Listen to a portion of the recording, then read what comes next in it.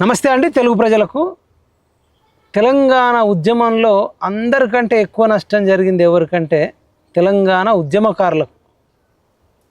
తెలంగాణ ఉద్యమకారులకు జరిగినంత నష్టము తెలంగాణలో ఇంకెవ్వరికి జరగలేదని మేము బల్ల గుద్ది చెప్పగలుగుతాం. ఏందన్నా ఈరోజు ఎప్పుడు లేని మళ్ళీ ఈ ముచ్చట తీసుకొచ్చినామంటే, ఇవాళ ఒక నికార్సైన మలిదశ తెలంగాణ ఉద్యమకారుడు అనేక కేసులు, వందలాది కేసులు ఆయన మీద అయినా కానీ 78 సార్లు రిమాండ్కి పంపిన, వందల సార్లు పోలీస్ స్టేషన్లకు తీసుకెళ్ళిన, పీడీ యాక్టులు పెట్టిన, గ్యాంగ్స్టర్ సంబంధించిన కేసులు పెట్టిన, నాకు తెలంగాణనే ముఖ్యం, నా వ్యక్తిగత ముఖ్యం కాదు, నా ప్రాంతమే నాకు ముఖ్యం అని చెప్పేసి పోరాటం చేసిన ఒక యోధుడు. తెలంగాణ ఉద్యమంలో ఖమ్మం జిల్లా పేరు చెప్తే ఒకే ఒక పేరు మొట్టమొదటిసారిగా, అంటే అతి చిన్న వయసులో వినబడ్డ వ్యక్తి ఎవరన్నా అంటే ఇప్పుడు నేను చెప్పబోయే పేరు. అప్పుడు ఆ అబ్బాయి, అంటే అప్పుడు ఆ అబ్బాయి చేసినటువంటి విరోచిత పోరాటాలు ఖమ్మం జిల్లాలో ఎవ్వరు చేయలే. ఖమ్మం జిల్లాలో ఆ అబ్బాయి మీద అయిన కేసులు ఇంకెవ్వరి మీద కాలే. హైలైట్ ఏంటంటే కేసీఆర్కు అత్యంత ఆప్తుడు, కేసీఆర్తో జైలు జీవితం గడిపిన వ్యక్తి ఇప్పుడు మనతో పాటు ఉన్నాడు. అప్పుడు అబ్బాయి ఇప్పుడు కొంచెం పెద్దోడైండు. ఆ అబ్బాయి పేరు మరి సంపత్. మాట్లాడదాం. మనతో పాటు ఉన్నాడు. ఉస్మానియా గడ్డకు వచ్చిండు. ఇంకా నడి రోడ్డు మీద చౌరస్తా మీదనే ఉన్నాడు. 2009లో కేసీఆర్తో పాటు జైలుకి వెళ్ళిన వ్యక్తి ఇంకా లైఫ్లో సెటిల్ కాకుండా ఇంకా జస్ట్ ఒక 25,000 రూపాయలకు ఒక దగ్గర పని చేసుకుంటూ గడుపుతున్నాడంటే ఇంతకంటే దురదృష్టకరమైనటువంటి సంఘటన ఇంకా ఒక్కటి లేదు. ఈ పాటికే ఎమ్మెల్యేనో ఎంపీయో నామినేటెడ్ పోస్టో కావాల్సిన వ్యక్తి ఇంకా జస్ట్ 25,000 రూపాయలకు పనిచేస్తుండంటే ఎంత పెద్ద త్యాగం, ఎంత పెద్ద పోరాటము. ఇంకా కలిసి చూడండి, మీరే చూడండి. ఇంకా ఇప్పటికి మన పిఎంఆర్టీ ద్వారా బయటకు తీసుకొస్తున్నాం. నమస్తే సంపత్ భాయ్. నమస్తే. ఏంది ఇంత బాధ అనిపించదా, దుఃఖం అనిపించదా? అసలు అంత పని ఏదన్నా ఒక వ్యాపారం చేసినా ఒక కోట్ల రూపాయలు సంపాదించుకునేటోడివి, లేదంటే దానికన్నా జాబ్కి ప్రిపేర్ అయినా జాబ్ వచ్చేది. ఏంది అసలు నీ స్టోరీ ఒక్కసారి మన పిఎంఆర్ టీవీ సబ్స్క్రైబర్లకు నీ గురించి, అసలు నీ పుట్టింది ఎక్కడ, పెరిగింది ఎక్కడ, స్టోరీ మొత్తం షార్ట్కట్లో. వాస్తవానికి నేను ఉమ్మడి ఖమ్మం జిల్లా వాస్తువుని, పినపాక మండలం జానంపేట గ్రామము. యాక్చువల్గా మనము 2001 పార్టీ ఆవిర్భావం నుండి కూడా కేసీఆర్ వెమ్మటి మనం నడిచిన వాళ్ళము. 2001లోనే నేను టీఆర్ఎస్ ఆవిర్భవించినప్పుడు ఖమ్మం జిల్లా, ఉమ్మడి ఖమ్మం జిల్లా ఉండే అప్పుడు టీఆర్ఎస్ విద్యార్థి విభాగం ఉమ్మడి ఖమ్మం జిల్లా అధ్యక్షుడిగా 13 సంవత్సరాలు, అంటే ఇప్పుడు బీఆర్ఎస్ పార్టీ ఉంది కదా, పార్టీ పెట్టిన కాడ నుంచి 2001 నుంచి 2014 వరకు ఉమ్మడి ఖమ్మం జిల్లా అధ్యక్షుడు కొనసాగిన విద్యార్థి సంఘ నాయకుడు నేను ఒక్కనే. తర్వాత రాష్ట్ర ఉపాధ్యక్షుడిగా టీఆర్ఎస్ విద్యార్థి విభాగంలో పనిచేసిన. వీళ్ళంతా నిన్న మొన్న వచ్చిన ఈ సుమన్లు, ఎర్రోళ్ళసి. నా పీరియడ్ బొంతురామన్ రాష్ట్ర అధ్యక్షుడు అండి. ఆ టైంలో నుంచే నేను జిల్లా అధ్యక్షుడు కొనసాగి. క్రిషాంక్ లేకుండా, క్రిషాంక్ నిన్న మొన్న అంటే ఆయన ఇక్కడ ఉస్మానియాలో మంచి స్పోక్స్ పర్సన్ ఎన్ఎస్సీలో ఉండే. క్రిషాంక్ కానీ పావని గౌడ్ అని మధ్య వీళ్ళంతా నిన్న కాక మొన్న వచ్చిన వాళ్ళు అన్నారు. తెలంగాణ ఉద్యమంలో క్రిషాంక్ ఒక రోల్ కాంగ్రెస్ పార్టీలో ఉండే, టీఆర్ఎస్ పార్టీలో ఎన్ఎస్యూలో ఉండే ఒక స్పోక్స్ పర్సన్, అఫీషియల్ గా స్పోక్స్ పర్సన్ లేడు. అంటే టీఆర్ఎస్ గురించి మాట్లాడుతున్నాం. టీఆర్ఎస్ లేడు. ఈ పావని గౌడ్ వీళ్ళంతా కూడా spokes persons affiliated to Osmania university. ఇవన్నీ కూడా 2009 తర్వాత జేఏసీలు, ఉస్మానియా జేఏసీలు, కాకతీయ జేఏసీ, వీళ్ళంతా ఎవరు ఉన్నారన్న 2001. ఇప్పుడు పిడమర్తి రవి ఓయూ జేఏసీ అని 2009 తర్వాతే కదా. అప్పుడు BSF, BSP party, Bahujan Samaj పార్టీలో రవాణా ఉండే. ఇంకెవరున్నారు అప్పుడు ఉస్మానియాలో చెప్పుకోదగ్గ లీడర్? బీఆర్ఎస్ లో తలసాని శ్రీనివాస్ యాదవ్. వాళ్ళు ఎవరన్నా? తలసాని శ్రీనివాస్ యాదవ్ కేసీఆర్ ఇది లేక తెచ్చుకున్నాడు కానీ ఆయనే కదా కేసీఆర్ మీద దాడికి పోయింది. కేసీఆర్ మీద పొడి చేసి గెలిచిందే తలసాని శ్రీనివాస్ కదా. కేసీఆర్ మీద దాడికి పోయినోడేమో మంత్రి అయినాడు, అట్లుంది మరి దౌర్భాగ్యం. కేసీఆర్ తో పాటు జైలుకు పోయినోడేమో ఇంకా చౌరస్తాడు. అంటే ఇప్పుడు పరిస్థితి ఎట్లుందంటన్నా తెలంగాణలో ఉన్న యథార్థ పరిస్థితి అంటే పొయ్యి మీద నుంచి పేనం మీద నుంచి పొయ్యి మీద పడ్డట్టు అయింది. ఏదైతే తెలంగాణ ఉద్యమకారులని బీఆర్ఎస్ ప్రభుత్వం నిర్లక్ష్యం చేసింది, అణిసివేసింది, పట్టించుకోవట్లేదు అన్న ఉద్దేశంతో తెలంగాణ ఉద్యమకారులు ప్రత్యామ్నాయం కోరుకున్నారు. దాన్ని కాంగ్రెస్ ప్రభుత్వము వాళ్ళ ఎన్నికల మేనిఫెస్టోలో చేర్చుకొని తెలివిగా ప్రధాన డిమాండ్గా పెట్టుకొని ఉద్యమకాల సంక్షేమమే మా ప్రధాన ధ్యేయం అని చెప్పి 2.5 ఏళ్ల కాలాపన చేసి ఉద్యమానికి ఎటువంటి సంబంధం లేదు. శోభా నాగిరెడ్డి అట ఆయన ఎవరో మరి నేను ఎప్పుడు వినలే. మరి ఆ శోభా నాగిరెడ్డి మరి ఏ ఉద్యమం, ఏ రకంగా, ఏ ఉద్యమం, ఏ ఊర్లో, ఏ జైల్లో చేసినో నాకు తెలియదు. మరి కేసీఆర్ పెద్ద మనిషి, కేకే అంటే వేసారు కదా 2.5 సంవత్సరాల తర్వాత రేవంత్ రెడ్డి ప్రభుత్వానికి ఉద్యమకారులు గుర్తొచ్చారు. అంటే ఉద్యమకారులను గుర్తించేదానికి ఒక కమిటీ అంట. మళ్ళీ ఉద్యమకారులను గుర్తించడానికి కమిటీ ఏంటంటే ప్రతిపక్షంలో ఉన్నప్పుడు గుర్తించలేదా? ఆయన చెప్తుండ నిండు సభలోనే కేసీఆర్ చెప్పిండు 1250 మంది ఆత్మ బలిదానాలు చేసుకున్నారు, నేను 750 మందికి న్యాయం చేసిన అని నిండు అసెంబ్లీ సాక్షిగా చెప్పిండు. ఫైనాన్షియల్ స్టేట్ పోర్టల్ చూపించింది కదా చూపించి. అంటే అమరవీరులు అసలు ఉద్యమకారులు జోలే పట్టించుకోలే కదా. ఉద్యమకారులని పట్టించుకోకపోవడం వల్లనే కాంగ్రెస్ ప్రభుత్వం ఈరోజు అధికారంలోకి వచ్చిన తర్వాత ఇది అదే స్థితి. 2.5 ఏళ్ల తర్వాత నామకే వాస్తే కేకే కమిటీ. ఈ కమిటీ ఏం చేస్తుందన్న, ఇవాళ కేసీఆర్ కట్టించిన సచివాలయంలో 6వ అంతస్తులో కూర్చొని ఉద్యమకారులను గుర్తిస్తారట. కేసీఆర్ కట్టించిన అమర్ల జ్యోతి ఏదో ఉంది కదా, దానిలో కూర్చొని వీళ్ళు ఉద్యమకారులను గుర్తిస్తారు. నేననేది ఏంటంటే, నువ్వు ఆ రోజు యూపీఏ ప్రభుత్వానికి కాంగ్రెస్ ప్రభుత్వం ఎటువంటి నివేదిక ఇచ్చింది? శ్రీకృష్ణ కమిటీ క్షేత్రస్థాయిలో పర్యటించి అన్ని సామాజిక వర్గాలను అన్ని కోణాలలో విద్యా వ్యవస్థ, నీళ్లు, నియామకాలు, నిధుల విషయంలోనే కదా పర్యటనలు చేసి క్షేత్రస్థాయిలో పర్యటన చేసి ఒక నివేదిక రూపొందించి కేంద్ర ప్రభుత్వం నివేదిస్తేనే ఈ రోజు ప్రత్యేక రాష్ట్రం ఏర్పడ్డది. నువ్వు ఈడ కూర్చొని ఏం చేస్తావు? నువ్వు తిరగవా? జిల్లాలలో తిరగవా? అసలు నీకు ఉద్యమకారులు నువ్వెవరు అసలు నీ ఉద్యమ నేపథ్యం ఏంది కేశవరావు అని అడుగుతున్నాను నేను. నా బాధ ఏంటంటే నువ్వు జైలు అయిన తర్వాత నువ్వు ఏదన్నా ముందస్తు అరెస్ట్ ఉద్యమ సంబంధంగా రోడ్డు ఎక్కి నేను పోలీసు వాళ్ళు తీసుకుపోయి స్టేషన్ తీసుకుపోయి ఒక అర్ధగంట సేపు కూర్చొని ఒక దోమ కొట్టిందా నీకు? ఒక 5 నిమిషాలు ఒక స్టేషన్ లో కూర్చొని తెలంగాణ ఉద్యమం కోసం కేసీఆర్ జైలుకి వద్దు, పోలీస్ స్టేషన్ లో ముందస్తు అరెస్ట్ రాష్ట్ర రోకోను ధర్నాలు చేసి ప్రివెంట్ అరెస్ట్ పేరు మీద స్టేషన్ లో ఒక 5 నిమిషాలు కూర్చొని ఒక దోమ కుట్టించుకున్నాడు.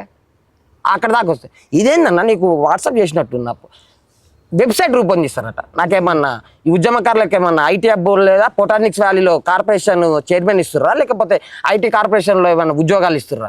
వెబ్సైట్లు పెట్టడం ఏంది, వెబ్సైట్లలో వివరాలు పొందుపరచడం ఏంది? సింపుల్ అన్న. ఇప్పుడు శ్రీకృష్ణ కమిటీ లాగా కూడా నువ్వు జిల్లాలో తిరగాల్సిన అవసరం లేదు. నువ్వు DCRB అని ఉంటుంది ప్రతి జిల్లాకి. ఆనాటి సమైక్యాంధ్ర రాష్ట్ర ప్రభుత్వంలో intelligence, task force, special branch 3 విభాగాలు పటిష్టంగా పనిచేసినాయి. సమైక్యాంధ్ర ప్రభుత్వంలో పనిచేసినాయి. ఆ data district crime record bureau దగ్గర డేటా ఉంటుంది. నువ్వు ఈ రోజు రేపు నిరాదీక్ష కాల్ ఇచ్చినా, ధర్నాకి కాల్ ఇచ్చినా, రాసరోక కాల్ ఇచ్చినా, బంధు కాల్ ఇచ్చినా ఉద్యమ నేపథ్యంలో వాళ్ళ దగ్గర ఈ రోజు పత్రికా ప్రకటన నుంచి కార్యక్రమం ముగింపు వరకు కూడా డేటా ఉంటుంది వాళ్ళ దగ్గర. Special branch intelligence task force single click తోటి నీ దగ్గర డేటా వస్తుంది. ఏ జిల్లాలో ఎవడు ఉద్యమం చేసిండని. నువ్వు గుర్తియడానికి కమిటీ ఎందుకు వేసినా రేవంత్ రెడ్డి? ఎవరిని మభ్య పెట్టడానికి గుళ్ళెకపోవడానికి గుడి చుట్టూ తిరిగి అది అట్లనే ఉంది. అసలు ఎవరిని మభ్య పెడతాను? ఎన్ని రోజులు ఆడుతావు? 2.5 ఏళ్ళు కాలయాపన చేసినావు. మా దౌర్భాగ్య పరిస్థితి ఏంటంటే, నిక్కార్స్ అయినా మా దౌర్భాగ్యం ఉద్యమకారులు చేసుకుంది ఏంటంటే, ఆ కేశవరావు, అద్దంకి దయాకర్, కోదండరామ్ గారిని మినాయించిన మిగతా అంతా కూడా వాళ్ళకి సంబంధం లేదన్న. మా దౌర్భాగ్యం ఏంటంటే, నిక్కార్స్ అయిన ఉద్యమకారులు ఇద్దరే ఉన్నారు. ఒకటి తెలంగాణ జాతిపిత, తెలంగాణ కార్మికులు కష్టపడి ప్రపంచానికి చాటి చెప్పిన ఉద్యమ స్ఫూర్తి నాయకుడు కోదండరామ్ గారు. ఆయన ఉండడము మేమేం అడుగుతున్నాం, మౌనం వేయడమంటున్నాం. రేవంత్ రెడ్డిని ఆ రోజు బీఆర్ఎస్ ప్రభుత్వాన్ని సార్ ఎట్లయితే ప్రశ్నించిండో అదే విధంగా సార్ మళ్ళీ ప్రశ్నించాలి రేవంత్ రెడ్డిని కూడా. అసలు వాళ్ళ పార్టీ ఎక్కడ వచ్చిన కార్యక్రమం కూడా చేస్తలేదు కదా, ఒక ప్రెస్ మీట్ కూడా పెట్టలేదు. అంటే రేవంత్ రెడ్డి కాలయాపన చేసినప్పటికి కూడా కేకే కమిటీ రూపంలో కమిటీ చేసిండ్రు. కమిటీ విధి విధానాలు రూపొందించడానికే నీకు ఇప్పుడు కమిటీ వేసి కూడా ఇప్పటికే 8 నెలలు అవుతుంది. ఇంకా విధి విధానాలు రూపొందించట్లే. ఏం పేపర్ కటింగ్లు ఎత్తారన్న? ఆల్రెడీ ఇది ఒక దుకాణం తెరిచి కొత్త దుకాణం ఉద్యమం 2025 నుంచి 26 వరకు ఈ 2 సంవత్సరాల కాంగ్రెస్ ప్రభుత్వంలో ఈ ఉద్యమకారుల సంక్షేమమే మా ప్రధాన ధ్యేయం అనేసరికి ఈ బూటకపు నకిలీ ఉద్యమకారుల సంక్షేమ సంఘాలు, రిజిస్టర్డ్ సంఘాలు 28 బుటకొచ్చినాయి అన్న. 28 బుటకొచ్చినాయి. వాళ్ళ పని ఏంటంటే బూటకపు నకిలీ ఉద్యమకారుల సంక్షేమ సంఘాలు అంటారు. 28 రిజిస్ట్రేషన్ చేసుకుంటారు. అట్లా కూడా ఉందా? అట్లా వాళ్ళు చేసే పని ఏంది అనుకుంటున్నావు? సేమ్ ఉంటుంది అన్న. ఒక FIR ఒకటి ఉంటుంది. సేమ్ ఉంటుంది. అట్లుంటది అంటే, ఇక్కడ ఫర్ ఎగ్జాంపుల్ పొనుగోడు సంపద అని ఉంటుంది అన్న. ఏలోకి వెళ్తావు, ChatGPTలోకి వెళ్తావు, PDF ఫైల్ అప్లోడ్ చేస్తావు. మన స్టేషన్లో మనకి FIR PDF ఇస్తారు కదా, ChatGPTలోకి వెళ్ళి అప్లోడ్ చేస్తావు. ఏలో in the place of Ponugodu Sampath please add as Maipal Yadav అనగా instead of Ponugodu Sampath Maipal add అయిపోద్ది. సేమ్ క్రైమ్ నెంబర్ ఉంటుంది, సేమ్ CC నెంబర్ ఉంటుంది, అంతా సేమ్ ఉంటుంది, పేరు మారుతుంది. అట్లా నువ్వు నకిలీ FIRలు పుట్టిస్తారు వీళ్ళు. అట్లా నేను ఖమ్మంలోనే ఒక 50 మందిని గుర్తించిన. నకిలీ FIRలు ఎందుకు పుట్టిస్తారు? 250 గజాల స్థలం అంటుండు, పెన్షన్ సౌకర్యం అంటుండు, ఇంకా ఉన్నాయి కదా బెనిఫిట్స్ అయ్యో. నిరుద్యోగులకు ఉద్యోగ భృతి అంటుండు, ఉద్యమంలో పాల్గొన్న వాళ్ళకి వెయిటేజ్ అంటుండు. ఏదో ఇప్పుడు నకిలీ ఎఫ్ఐఆర్లు బుక్ చేయడం వల్ల ఎవరికి లాభం అంటారు?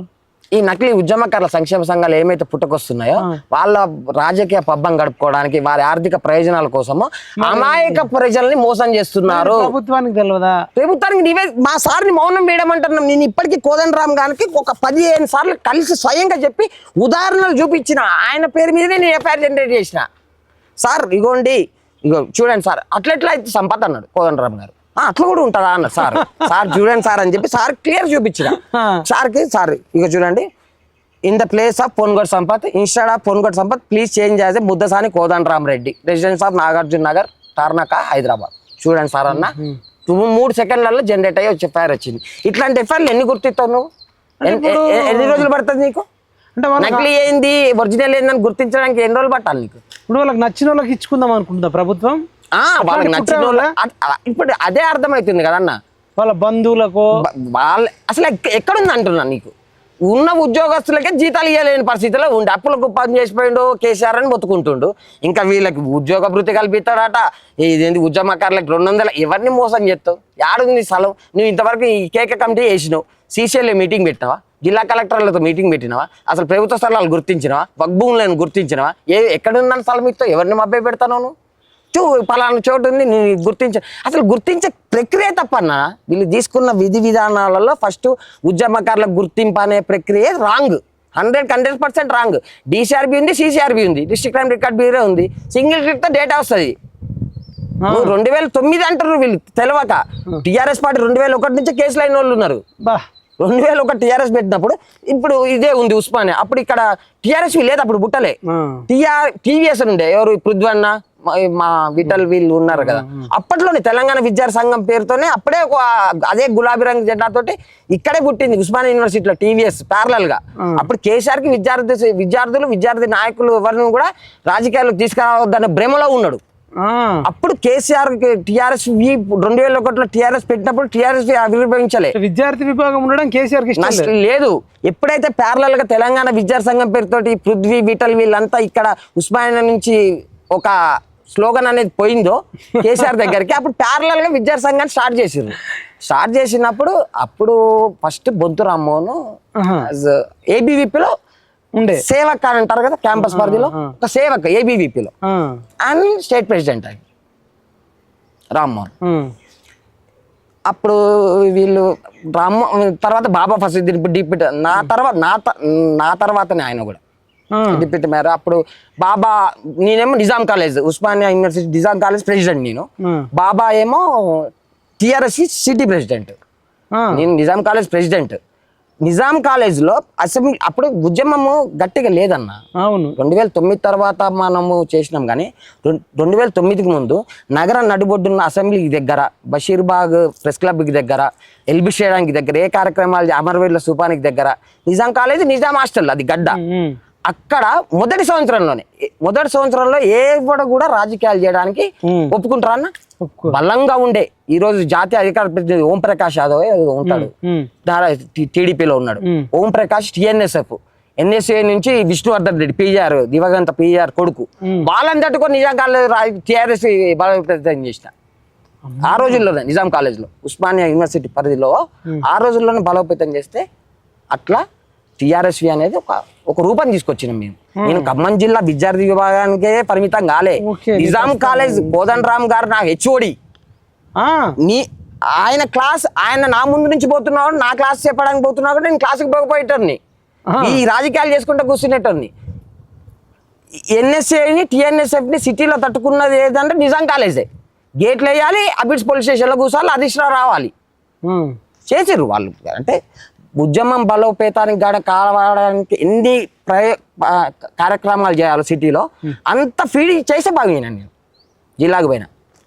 అయితే మరి మీరు కోదండరామ్ సార్ మీకు హెచ్ఓడి అంటే మీరు కోదండరామ్ కంటే సీనియర్ అన్నట్టేనా సార్? అప్పటికంటే తెలంగాణ విద్యావంతుల మీద అప్పటికి ప్యారలల్ సార్, వాళ్ళు వేరే చేస్తారు. మాకు అప్పుడు బస్ పాసులు ఉండేటి అన్న, సార్ బాగలింగంపల్లి సుందర విజ్ఞాన కేంద్రంలో విద్యావంతుల వేదిక మీటింగ్ పెట్టేటోళ్ళు. రాను రా అని చెప్పడం, నిజాం హాస్టల్కి పోవడము, 4 స్లోగన్లు ఇవ్వడము, లేకపోతే సార్ ఏ క్లాస్లో ఉంటాడో చూడడము, బాయ్కాట్ చేయడము, బాగలింగంపల్లి కూర్చోబెట్టడం, విద్యావంతుల వేదిక బ్రెయిన్ వాష్ చేయడము, పిల్లగాళ్ళని మోటివేట్ చేయడం, ఉద్యమం వైపు మళ్ళీ ఇవ్వడం. అప్పుడు మీ వయసు ఎంత? 22. నిజాం కాలేజీలో ఉన్నప్పుడు? నిజాం కాలేజీలో 22. మరి నీ ఖమ్మంలో ప్రెసిడెంట్ అయినప్పుడు? ఖమ్మం నేను 19 అప్పటి నుంచే నేను. మరి ఖమ్మం ఫస్ట్ ఇక్కడ ఫస్టా? ఖమ్మం ఫస్ట్. ఖమ్మం ఫస్టా? ఖమ్మం ఫస్ట్. అప్పుడు ఇక్కడికి వచ్చినప్పుడు కూడా అక్కడికి విద్యార్థి సంఘాన్ని బలోపేతం చేసి ఒక టీఆర్ఎస్ విద్యార్థి విభాగం జిల్లా అధ్యక్షుడిగా పనిచేసే క్యాడర్ లేకపోవడం వల్ల ప్యారలల్ గా చూడాల్సి వచ్చింది. సరే, మీ స్టోరీ ఇప్పుడు మీ మీద కేసులు ఎన్ని అయినాయి అన్నారు, మళ్ళీ కేసీఆర్ తో పోయింది, అది అంతా ఆ స్టోరీ. ఇంకొక హైలైట్ అన్న, కేసీఆర్ కేసు అంటే గుర్తొచ్చింది. కేసీఆర్ తో పాటు జైల్లో ఉన్నా నేను. చెప్తా చూడు అన్న, అది 2009 నవంబర్ 29. నేను మా పేరెంట్స్ ఏంది, మా కొడుకు ఖమ్మంలో మంచి కాలేజ్ చదివిస్తున్నా అని, మనం అక్కడ ఉద్యమాలు చేసేది, కాలేజీకి పోవడము, పార్టీలలో తెలియదు కదా. నా 2009 నవంబర్ 29 నా బర్త్డే ఆ రోజు. సర్లే అని మామూలుగా ఇంటికి పోతాం కదా, ఖమ్మం నుంచి కొత్తగూడెం అని ఒక 80 కిలోమీటర్ల దూరం ఉంటుంది. సరే అని ఇంటికి పోతా. నాకు కొద్దిగా సిమ్టమ్స్ అర్థమవుతున్నాయి. ఎక్కడో కేసీఆర్ ఎట్లాగా దీక్ష అంటుండు, ఏదో ఉంటుంది కార్యక్రమం అనుకుంటూనే ఉన్నా. సర్లే ఇంటికి రమ్మని ఫోర్స్ చేస్తుంటే పోయినాము. టెంపుల్ దగ్గర నియర్ బై టెంపుల్కి పోతే ఏవో పోలీసులు మొత్తం రౌండ్ అప్. ఇదేంది నువ్వు ఆ సంపత్, నేనే సంపత్ అని అంటే అప్పుడు ఓఎస్డీలు ఉంటే స్పెషల్ పార్టీలో పక్కకి జరగంటారు. నేనేనా సంపత్ నమ్మట్లే, నేనే సంపత్ అంటే చిన్న అప్పుడు. అంటే అప్పుడు ఎస్పీ ఖమ్మం సార్ ఎవరో చిన్న పిల్లగాళ్ళ కనపడుతుంటారు, నేనే సంపత్ అంటుండ్రు. అరే ఆయన రా బాబు ముందు మీరు తీసుకురాండి అని నన్ను ఖమ్మం తీసుకొని, సర్లే ఏదో మామూలు పిట్టి కేసులో ఉంటే ముందస్తు అరెస్ట్ లేమో ఆ మైండ్ సెట్ లో పోయినా నేను. కొత్తగూడెం నుంచి తీసుకెళ్ళా ఖమ్మం ఎప్పుడైతే ఎంటర్ అవుతామో అటు కేసీఆర్ క్యాన్వే వస్తూ ఉంటుంది, ఇటు నన్ను తీసుకుపోయేది ఉంటుంది. ఈయన అవి మాకు తెలుసు. ఖమ్మం జైల్లో కేసీఆర్తో పాటు ఉన్నోళ్ళకి ఎవరు లాబింగ్ చేశారు ఇవాళ మా సార్ అంటుండ్రు. కేశవరావు గారు పెద్ద మనిషి, సారు లాబింగ్ చేసి తెలంగాణ కోసం కాదు, కేసీఆర్తో పాటు జైల్లో ఉన్నది నిమ్స్ హాస్పిటల్ వరకు ఫాలోఅప్లో ఉన్నాం మేము. ఎవరు లాబింగ్ చేశారు, ఏ విధమైన లాబింగ్ చేశారు, ఏ పద్ధతిలో చేశారు అనేది మాకు తెలుసు. అలాంటి వాళ్ళు ఇప్పుడు మేము ఏమంటున్నాం, సరే 2.5 ఏళ్ళ కాలాపని చేసినాం కాదనట్లే, ఇప్పటికన్నా న్యాయం చేయమంటున్నాం, న్యాయం చేసే పద్ధతులు మార్చుకోమంటున్నాం, ప్రతి ఒక్కడికి న్యాయం జరగాలంటున్నాం.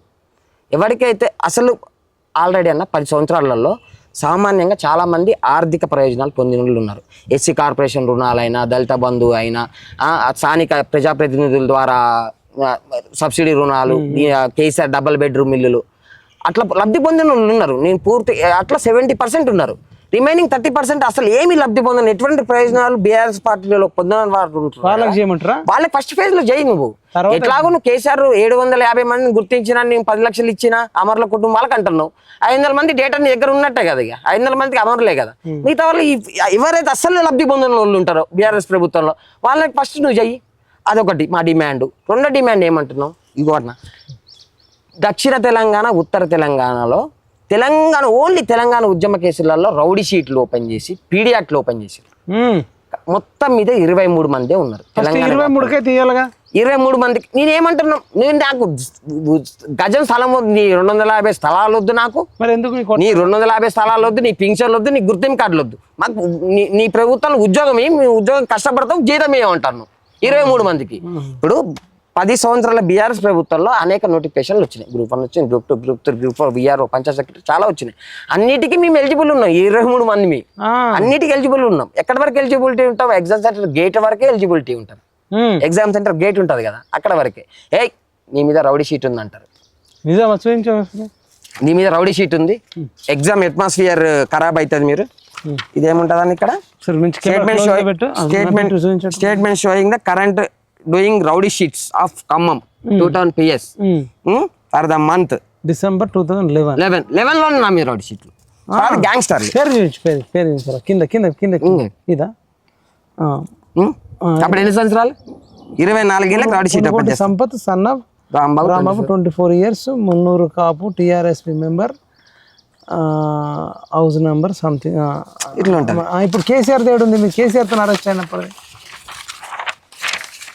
అంటే ఇది వేరే, మళ్ళీ ఆ కేసు వేరే, అవి వేరే. కేసీఆర్ తో ఇది హైలైట్ అన్న. శ్రీ చంద్రశేఖరరావు కల్వకుంట్ల రాఘవరావు 50 వెలమ ప్రెసిడెంట్ టిఆర్ఎస్ పార్టీ. ఈయన టిఆర్ఎస్ పార్టీకి స్టేట్ ప్రెసిడెంట్. పొనుగోటి సంపత్ ఎవరు టిఆర్ఎస్ ఖమ్మం డిస్ట్రిక్ట్ ప్రెసిడెంట్ అంట. ఈ కేసు ఏమో నల్లటప్ప ఎస్ఐలు సిఐలు ఎస్పీలు చేసింది కాదు. ఒక రోజు 24 గంటల ముందు 24 గంటల ముందు ఉమ్మడి రాష్ట్ర డీజీపీలు ఐజీలు special branch task force intelligence వాళ్ళు కూర్చొని అంటే ఆ స్థాయిలో టిఆర్ఎస్ పార్టీలో ఆ స్థాయిలో క్వాలిటీస్ ఎవరికి ఉన్నాయి, లీడర్షిప్ క్వాలిటీస్, ఉద్యమాలు ఎవరు చేస్తుండు, ఈయన లోపల ఖమ్మం జైల్లో పెడితే బయట ఎవడు ప్రొయాక్టివ్ ఉంటాడు అని గుర్తించి పెట్టిన కేసు ఇది. అల్లటప్ప కేసు కాదు, కేసీఆర్ మీద సుబ్బారావు సంపత్. ఇక్కడ చూడన్న మళ్ళీ వీళ్ళందరూ మంత్రులు అవుతారు. నాయన నరసింహారెడ్డి రాష్ట్ర హోంశాఖ మంత్రి, నాతో పాటు జైల్లో ఉన్న నాయన నరసింహారెడ్డి మంత్రి అవుతాడు. చదువు ఒకసారి అన్ని ఇప్పుడు చంద్రశేఖరరావు, రాఘవరావు వెల్లమ ప్రెసిడెంట్, సుబ్బారావు, పొనుగోటి సంపత్, జూపల్ రామజగ్గారావు, గోపగాన్ శంకర్రావు, ఎండి అబ్దుల్ నబీ, గుండెటి విజయరామారావు మంత్రి అవుతాడు. ఇక్కడ చూసుకున్నా నాయన నరసింహారెడ్డి హోం మంత్రి అవుతాడు. కెప్టెన్ లక్ష్మీకాంతరావు కేసీఆర్ బంధువు అవుతాడు. కన్నబేన్ రాజు అంతే కదా. కన్నబోయిన రాజా యాదవ్ నేను చూస్తా ఉంటా. ఇదే ఖర్చు అనుకుంటా. ఇట్లా వీళ్ళందరూ అవుతారు చూడు. ఇంకా ఆశ్చర్యకరమైన విషయం ఇప్పుడు వయసు ఎంత 40 ఉంటాయన్న. మమ్మల్ని ఏం చేస్తారంటే ఎగ్జామ్ ఆగిపోయి బయట ఎమ్మటే రౌడీ షీట్ ఉంది, ఎగ్జామ్ అట్మాస్ఫియర్ ఖరాబ్ అవుతుంది, ఇబ్బంది పడతారు, అట్లా ఉండదు ఇట్లా ఉండదు అని తీసుకుపోయి స్టేషన్లలో కూర్చోబెడతారు. ఎవరైతే అభ్యర్థులు ఎగ్జామ్ రాస్తారో వాళ్ళ జవాబు పత్రాలు జిల్లా సరిహద్దు దాటే వరకు మేము పోలీస్ స్టేషన్లో ఉన్నమాట వాస్తవమా కాదా? 23 మంది. ఎందుక అంటే రౌడీ షీట్ ఒక్కటే ఉందనుకున్నాం మేము. రౌడీ షీట్ ఒక్కటే ఉందిలే అది కూడా అని తీసేస్తారు తెలంగాణ వచ్చినాక కూడా. అంటే ఎన్నిసార్లు తెలంగాణ ఎప్పుడు వచ్చిందన్న, ఎన్నిసార్లు హోంమంత్రి రాసి నాయన నరసింహారెడ్డిగా తొలి హోంమంత్రి. ఇక పొనుగోటి సంపద మీద రౌడీ షీట్ ఎత్తేయమని చెప్పి నాయన నరసింహారెడ్డిగా ఎస్పీకి రాసింది హోమ్ మినిస్టర్. పొనుగోటి సంపద మీద రౌడీ షీట్ ఎత్తేసేయాలని ఎత్తారు. కేసీఆర్ సీఎం అయినాక కూడా ఎత్తేలే, 2 సంవత్సరాలు కొనసాగింది. సీఎం అయినాక 2 సంవత్సరాల తర్వాత తీసేశారు. అయిపోయిన తర్వాత ఈ ఉద్యమ క్రమంలో ఆశ్చర్యకరమైన విషయం ఏంటంటే సార్ మరి మా కోదండరామ్ సార్ ఉద్యమ చేసి సార్తో కూడా నేను సార్ దగ్గర వ్యక్తిగత కార్యదర్శిగా పనిచేసిన కోదండరామ్ సార్కి. సార్ ఎమ్మటి ప్రతి డే 1 నుంచి ఆయన తెలంగాణ జేఏసీ చైర్మన్ గా ఆర్టీసీ ఇది ఉంది కదా వాళ్ళు అక్కడి నుంచి తెలంగాణ వచ్చే వరకు సార్ ఎమ్మటే ఉన్నాను. జేఏసీ చైర్మన్ ప్రొఫెసర్ కోదండరామ్ గారికి వ్యక్తిగత కార్యదర్శిగా ఉన్న నా కాలేజీలో హెచ్ఓడి నాకు సార్ నిజాం కాలేజీలో. ఆయనతో పాటు చిన్నప్పటి నుంచి ఉన్నా. ఆ గౌరవంతో నేను సరే సార్ మాట కాదని లేక నిజంగానే కేసులు డేటా తీసుకోవాలేమో ఇవ్వాలేమో నిజంగానే న్యాయం జరుగుతుందేమో అని నేను అనుకున్నా. ఆడికి పోయి నేను ఖమ్మం ఏసీపీ కానీ సార్ మరి ఇట్లా సార్ కేసులు ఉన్నాయి కదా, పర్సనల్గా నా మీద ఒక్కటి కూడా వ్యక్తిగత కేసులు ఏం లేవు, అన్ని ఉద్యమ కేసుల మీద షీట్ ఉంది కదా రౌడీ షీట్ చూపేయండి అంటే రౌడీ షీట్ చూస్తా అంటే రౌడీ షీట్లో దొరకట్లే. అరే సార్ నా మీద రౌడీ షీట్ ఉంది, నాయన నరసింహారెడ్డి లెటర్ ఇచ్చిర్రు, అప్పుడు ఎస్పీ పేరు చెప్పినా వాళ్ళు తీసేసిర్రు, ఈ పలానా ఇయర్ తీసేసిర్రు అని డేట్ తీసినాము. తీసిన తర్వాత దానికంటే ముందు ఒక పేజ్ ఉందన్న గ్యాంగ్స్టర్ అంట. నేను అనుకున్నా అప్పట్లో నాకు ఎప్పుడు ఈ పదం వినపడ్డదంటే చిరంజీవి సినిమా అప్పుడు ఒకసారి నయీం ఎన్కౌంటర్ అప్పుడు గ్యాంగ్స్టర్ నయీం హత్య టీవీలో వీళ్ళే మీడియా వాళ్ళు సినిమా వాళ్ళు వాడతారు ఈ పదం అనుకున్నా. ఈ రౌడీ షీట్ కంటే ముందు గ్యాంగ్స్టర్ లో ఉంది. గ్యాంగ్స్టర్ ఏం సార్ అన్న రౌడీలందరినీ మెయింటైన్ చేస్తాడు గ్యాంగ్ గ్రూప్ ఆఫ్ పీపుల్ ని ఆర్గనైజ్ చేస్తాడు గ్యాంగ్స్టర్ అంట. వాళ్ళతోటి కార్యక్రమాలు చేపించేటాడు, విధ్వంసాలు సృష్టించాడు. వామ్మో ఇది ఇంకా అది బయటకు తెలిసి పెళ్లి కూడా అయ్యేది కదా నాకు కేసీఆర్ పుణ్యం అంటూ. అదే అయిపోయింది రౌడీ షీట్ అయింది. రౌడీ షీట్ ఇంకా ఇది ఏంది ఇంకేమున్నాయి అని చూస్తే అత్యధిక రోజులు రిమాండ్ ఉన్న కేసు ఏందా అని చూస్తే jail remand report jail certificate అడిగిండు మళ్ళీ ఎవరు కేశవరావు పెద్ద మనిషి. అడిగితే జైలు సూపరింటెండెంట్ దగ్గర పోయినా. జైలు సూపరింటెండెంట్ దగ్గర పోతాన్నా ఆశ్చర్యకరమైన విషయం ఇది. Remand certificate superintendent district prison Khammam. ఇంకా ఏం యాక్ట్ అన్న పీడీ యాక్ట్. పీడీ అంటే ప్రివెంటివ్ డిటెన్షన్. పీడీ యాక్ట్ కంటే పీడీపీపీ పెద్దది. అమ్మ పీడీపీపీ పెట్టారు. ఈ చట్టం ఎప్పుడు అమలు అయితే 84లో IPC section Ponugoti Sampath son of Rambabu 1984 on the file of the honourable all additional చట్టాలు అమలు చేసిరు మా మీద అంటున్నా. ఇది ఎప్పుడు చట్టం అన్నా ఈ ఇది 82 చట్టం, ఇది 80 అంటే నా మీద 82, 84 చట్టాలు కూడా ప్రయోగించి అంత అగ్రెసివ్ గా చేసినారు మామూలు కదా అయ్యి. అసలు మిమ్మల్ని కదా కమిటీ చైర్మన్ పెట్టాలి చెప్పి చేసేటోళ్ళం మేము. ఇలా ఏం జరుగుతుందంటన్నా ఇక్కడ తెలంగాణలో కేసీఆర్ నిర్లక్ష్యం చేసింది ఉద్యమకారులను కూడా కాదు. ఆ రోజు ఇండైరెక్ట్ గా కేసీఆర్ ప్రాణంగా పెట్టి కాపాడింది ఖమ్మం జిల్లా పోలీస్ యంత్రాంగం, పోలీసులు. లేకపోతే నిన్నెప్పుడో అన్ని రోజులు దీక్షకి ఆ బక్కపల్సటి ప్రాణం, నా ప్రాణం ఆయన ప్రాణం నిలబడేదా? రకరకాలు. నువ్వేం చేస్తావి? నిన్ను ఏది బత్తాయి జ్యూస్ పేరుతోటో ఫ్లూయిడ్స్ పేరుతోనో ఇట్లా మూతి దగ్గర గ్లాస్ పెట్టి ఒక నర్సుని పంపించి, అప్పుడు నోకియా 6600 ఫోన్ ఉండేది, కిటికీల నుంచి ఫోటో తీపిచ్చి డాక్టరు ఫోటో తీపిచ్చి మీడియాకి కేసీఆర్ దీక్ష విరమణ ఫ్లూయిడ్స్ తీసుకున్న కేసీఆర్ అని బ్రేకింగ్ రాగానే ఇదే జయశంకర్ సార్, ఇదే మందాకృష్ణ మాదిగా వీళ్ళందరూ ఊరికొచ్చి సార్ నీకు ఉస్మానియాలో పాడగట్టిరు సార్ అంటే, ఏయ్ నేనెందుకు దీక్ష విరమించిన, దానికి అద్దం పగలగొట్టుడు ఈ చేసి ఇక్కడ అంటే వాడిని తీసుకొచ్చి నువ్వు ఖమ్మం నగర్ తొలిమేరు చేస్తావా? ఎవరిని? పాపాలని ఆ గవర్నమెంట్ హాస్పిటల్లో కేసీఆర్ దీక్ష భగ్నమైన డ్రామాలో ప్రధాన సూత్రధారి, భగ్నం చేసిన డ్రామాలో ఆయనని తీసుకొచ్చి ఖమ్మం నగరానికి తొలిమేయరు తెలంగాణ రాష్ట్ర బయటపడ్డారు. ఆయనతో పాటు మీరు జైలుకు పోయిన వాళ్ళు రోడ్లు అట్లా ఆ విధంగా కేసీఆర్ అవలంబించింది. కాబట్టి ప్యారలల్గా మేము రేవంత్ రెడ్డి ప్రభుత్వం వస్తే, కాంగ్రెస్ ప్రభుత్వం వస్తే, రాహుల్ గాంధీ తెలంగాణ ఇచ్చిన సోనియా గాంధీ ఉంది, న్యాయం జరుగుతుంది ఉద్యమకారులకు అనుకుంటే ఇది పరిస్థితి. ఇదేందన్నా వెబ్సైట్ అంట, అందులో నేనే ఉన్నా అనుకో, ఏ కేసు అని అప్లోడ్ చేస్తా? నేను రౌడీ చీట్ చేయాలా, పీడియాక్లు చేయాలా, కేసులు 1, 2, 3? నాకు తెలిసి అయితే 100 సార్లు నేను 10 సంఖ్యలు చెప్పట్లేదు, 100 సార్లు ముందస్తు అరెస్ట్లు అయినా, 100 సార్లు బైండ్ ఓవర్లు ఉంటాయి. నాదే, నేను ఎవరితో ఉదాహరణ చెప్పట్లే, నా డేటానే చెప్తాను. పేపర్ కటింగ్స్ ఉన్నాయి, మళ్ళీ వచ్చినప్పుడు చూపిస్తావా? ఓ బొచ్చాడు ఉంటాయి, ఒక ఆటో ట్రాలీ అవుతుంది. సరే కొన్ని నేనేమంటున్నా, నాలాగా సార్ నేనేమంటున్నా, ఉన్నారు న్యాయం చేయండి, మీరు మౌనం వీడండి. మీ మీద తెలంగాణ ప్రజానికం కోదండరామ్ గారు కేసీఆర్ కి ప్యారలల్ గానే ఉద్యమకారులు రేవంత్ రెడ్డిని ఎన్నుకుంటే రేవంత్ రెడ్డి ఇట్లా చేసిండు. కాబట్టి మా గురువు తెలంగాణ తీసుకురావడంలో కీలక పాత్ర అంటే సాగరారం మిలియన్ మార్చ్, దానికి రూపకర్త ఎవరు? కోదండరామ్ గారు. సకల జన సమైక్య రూపకర్త సార్ మౌనం వీడాలి. ఆ రోజు బీఆర్ఎస్ పార్టీ మీద ఏ రకమైతే ఉద్యమకారుల కోసం పోరాడిండో, ఇప్పుడు కూడా ఈ ప్రభుత్వం కూడా ఒత్తిడి తీసుకురమ్మంటున్నాం, మౌనం వీడమంటున్నాం. ఇవన్నీ ఇప్పుడు నకిలీ ఉద్యమ సంక్షేమ సంఘాలని పెంచి పోషించొద్దు. నకిలీ అంటే ఎగ్జాంపుల్ మీ దగ్గర మొబైల్ ఏదో ఫోటో ఉందన్నో ఏదో పేరు అన్నో ఇంతకుముందు ఇప్పుడు చాలా పుట్టుకొచ్చింది. మన వాళ్ళ పేర్లు మొన్న సార్తో డిస్కస్ చేస్తే వాళ్ళ గురించి మనం మాట్లాడొద్దు, డిస్కషన్ చేయొద్దు. వాళ్ళు ఏమన్నా చీట్ చేస్తున్నారంటే మనం డైరెక్ట్ కేసు పెడదాం. కేసు పెట్టి నేను ఆల్రెడీ ఖమ్మం ఏసీ పేరు తీసుకపోయినా ఇట్లా ఉద్యమ సంక్షేమ సంఘాలు బుట్టకొస్తాను తీసుకుపోతున్నారు అమాయక ప్రజల్ని. ఇదే ఖాళీ స్థలం మీకు, ఇది ఇక్కడే రేవంత్ రెడ్డి ఇచ్చారు 250. నీకు వాళ్ళు ఏం చేస్తున్నారు అంటే అక్కడ ఏం జరుగుతుంది అని అంటే అన్న, స్టేషన్ లో ఈ కేసులు అన్ని ఎతకాలంటే రైటర్ కి టైం సరిపోవట్లేదు. ఈ కాలంలో రైటర్ ఏం చేస్తారు, ప్రతి స్టేషన్ లో ఎఫ్ఐఆర్ ఇండెక్స్ అని ఉంటది. ఆ స్టేషన్ లో నమోదైన ఎఫ్ఐఆర్లని ఇండెక్స్ బుక్ అని ఉంటది. ఇక చూసుకోండి, మీ ఎఫ్ఐఆర్ నెంబర్ రాసుకొని మీరు మామూలుగా ఆన్లైన్లో కొట్టుకుంటే ఎఫ్ఐఆర్ డౌన్లోడ్ అయితే అంటాడు.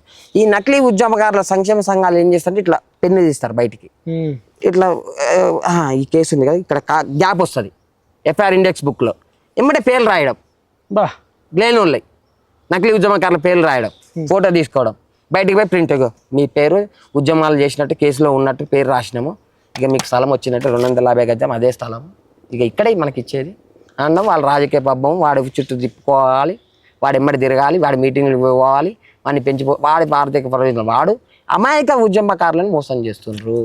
నకిలీ ఉద్యమకారులకు కొందరు ఎంబడి దింపించుకోవడానికి ఇచ్చే కుట్రలో భాగంగా ఇవన్నీ చేస్తారు అంతే అన్నది. అంతే. అయితే అంతా కాదు కానీ ఇప్పుడు నువ్వు చిన్న వయసులో కేసీఆర్తో జైలుకు పోయింది అనేది ఒక పెద్ద మలుపు అనుకోవచ్చు, పెద్ద ఘట్టం అనుకోవచ్చు మీ జీవితంలో. అది కూడా నేను ఎన్ని రోజులు ఉన్నారు మీరు జైల్లో అప్పుడు కేసీఆర్తో పాటు? 6 రోజులు అన్న. నేను ఇక్కడ నుంచి తీసుకొచ్చారు కదా కేసీఆర్, మీరు అంతా అందులో ఉన్నారు. ఇంకా ఆశ్చర్యకరమైన విషయం అంటే మిగతా వీళ్ళు ఉన్నారు కదా, బెయిల్ మంజూరు అయింది, షూరిటీలు పెట్టే నాదుడు కూడా లేడు. ఇప్పటికి చరిత్ర చెప్తాది, నేను చెప్పట్లే, అబద్ధం చెప్పట్లే. షూరిటీలు పెట్టే నాదుడు మా వాళ్ళు, నా షూరిటీల మీద మిగతా వాళ్ళందరూ బయటకు వచ్చారు. అడగండి, చెప్తారు. ఇప్పుడు ఇందులో కేసులో ఉన్న వాళ్ళందరినీ, మీకు మీ కేసీఆర్ కేసులో మీరు జైల్లో ఉన్నారు కదా, మీకు బెయిల్ వచ్చింది, బెయిల్ వస్తే షూరిటీలు ఎవరు పెట్టిర్రు మీకు మిమ్మల్ని జైల్లోంచి విడుదల కావడానికి? షూరిటీలు పెట్టే నాదుడు కూడా లేడన్న ఆ రోజులలో.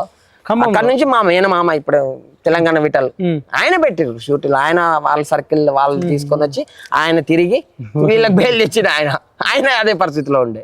అట్లా ఉంటుంది. మీరు కేసీఆర్ తో మాట్లాడారా? ఏ జైల్లో ఉన్నారు మీరు? ఖమ్మం జైల్లో. ఖమ్మం డిస్ట్రిక్ట్. కేసీఆర్ అన్న ఏ మాటకు ఆ మాట కానీ మరి ఇంత నెగ్లిజెన్సీ, ఇంత అంటే ఈ రకమైన వంచనకి ఎప్పుడు కేసీఆర్ గురి చేయరు ఎవరిని కూడా. ఒక టీం పెట్టుకుంటే చేసిండు కాదన్నట్లే కేసీఆర్ని. మరి ఇంత దారుణమా?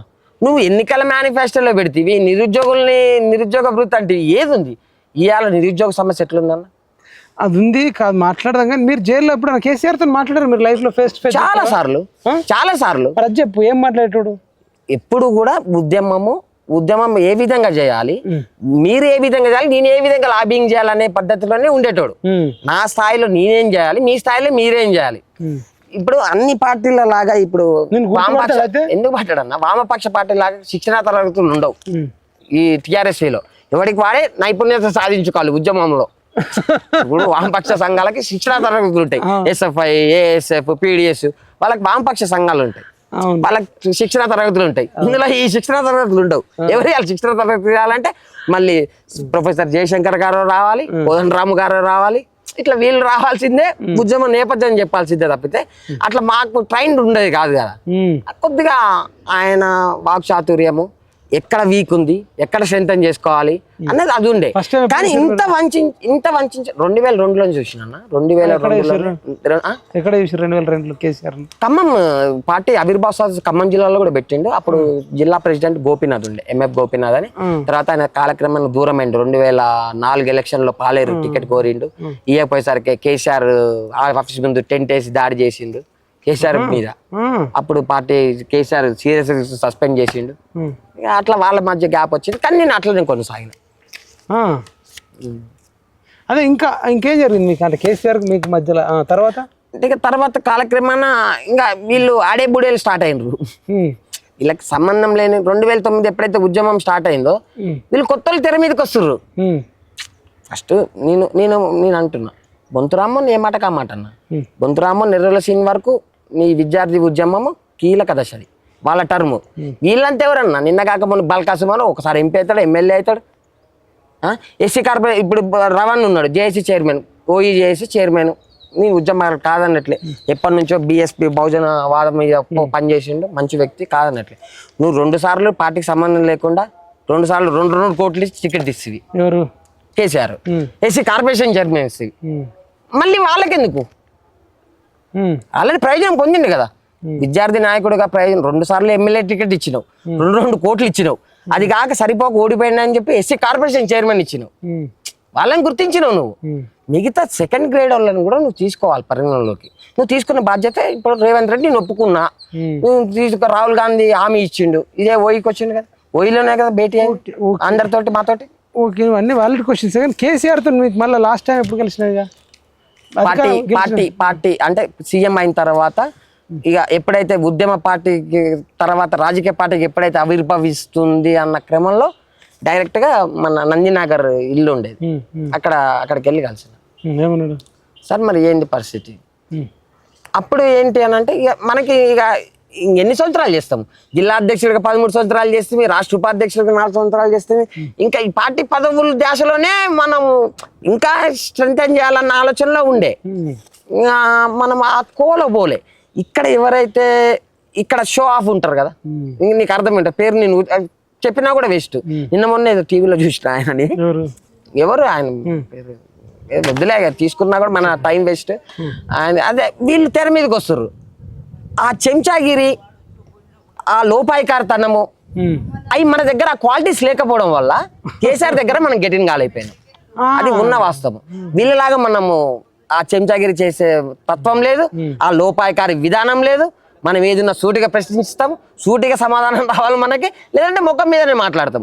ఈరోజు ఇవాళ నేను దిలీప్ గారి దగ్గర పనిచేసిన 3 సార్లు, ఆయన 2 సార్లు ఆయన ఎలక్షన్ కంటెస్ట్ చేస్తే ఖమ్మం, వరంగల్, నల్గొండ గ్రాడ్యుయేట్స్ కాన్స్టిట్యున్సీ నేనే ఇన్ఛార్జ్, ఆయనకి ఎలక్షన్ ఇన్ఛార్జ్. అడగండి దిలీప్ గారు, మీకు మంచి గురువు అనుకుంటా సార్. 2 సార్లు నేనే 3 జిల్లాలకు ఇన్ఛార్జి. అటల్ బిహారీ ప్రధానమంత్రి వాజ్పేయి మెజార్టీ ఎమ్మెల్సీ గ్రాడ్యుయేట్స్లలో శాసన మండలి పునరుద్ధరణ జరిగింది, రద్దయింది అప్పుడు.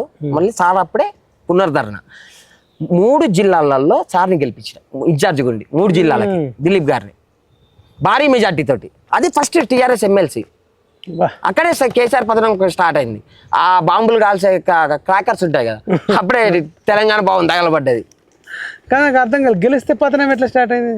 ఆయన సెంటిమెంట్ అట్లా ఏంటంటే సార్ గెలిచిన ఆనందంలో ఫస్ట్ ఎమ్మెల్సీ కదా, గెలిచిన ఆనందంలో క్రాకర్స్ కాల్స్తుంటే తెలంగాణ భవన్లో ఏదో అంటుకుంది. అదంతా దిలీప్ గారి క్రెడిట్ అవుతుంది. దిలీప్ గారు పర్సనల్ గెలిచినట్టు. అంటే అప్పుడు రాష్ట్రం ఏర్పడలేదు, తెలంగాణ వాదం అంతా గట్టిగా లేదు. ఈయన ఏంటంటే తెలంగాణ వాదము, టిఆర్ఎస్ పార్టీ, ఒక ఐఎఫ్ఎస్ ఆఫీసర్, ఒక ఎడ్యుకేటెడ్, కేసీఆర్ కి వ్యక్తిగత కార్యదర్శిగా పనిచేసిండు. ఏడి అంటారు కేసీఆర్ ని, ఢిల్లీలో ఏమని పిలుస్తారు? ఏ అండ్ డి అంటే ఏ అంటే అజిత్, డి అంటే దిలీప్ కుమార్. వీళ్ళిద్దరే లాబింగ్ అయిన సెంట్రల్ లెవెల్లో చేసింది ఎవరు? దిలీప్ సార్, అజిత్ అని ఉంటారు. వీళ్ళిద్దరే. కేసీఆర్ కేంద్ర కార్మిక శాఖ మంత్రి ఉంటే ఎప్పుడు పోయిండు? ఎప్పుడు పార్లమెంట్కి పోయిండు? ఈయనే కదా మొత్తం, దిలీప్ సారే కదా. రిలయన్స్ అంబానీల కానించి వచ్చి ఈయన దగ్గర ఇట్లా చేతులు కట్టుకొని నిలబెట్టి చూసినాను నేను. కాదు, మీకు 10 ఏళ్ళు సీఎం ఉండేనా, మీకు ఏం చేయలేదా? అందా ఒక ఇల్లు కారు కొనడమో? అసలు నాకు కొత్తలు తెర మీదకి వచ్చిర్రా అన్న అని మొత్తుకుంటుంటే ఎవరన్నా పువ్వాడా అజయ్?